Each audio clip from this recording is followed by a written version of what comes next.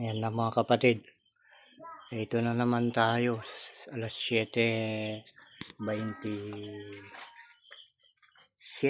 ng hapon. Ay, gabi na ata to. Madilim na eh. Tingnan nyo mga kapatid.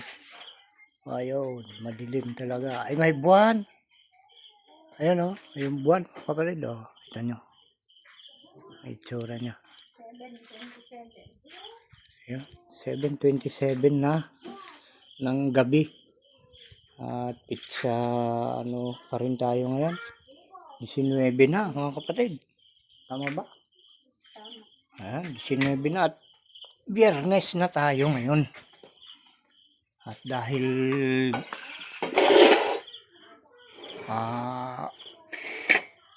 ganito na yung oras at ganito na rin yung panahon, eh ganito na rin ang dapat nating gawin mga kapatid. Di ba? Wala nang iba. Kain na naman. Ito yung ulam natin, tingnan nyo. Popular siguro sa inyo to mga kapatid. Di ba? Parang kakaiba. Di ba? Karamihan ito adobo eh. Pero ito, anong luto to? Sinigang. Sinigang. Tikman natin mga kapatid. Ito para sa kakuan.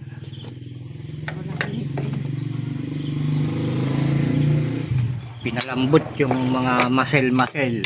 Kung bakit masarap ito mga kapatid.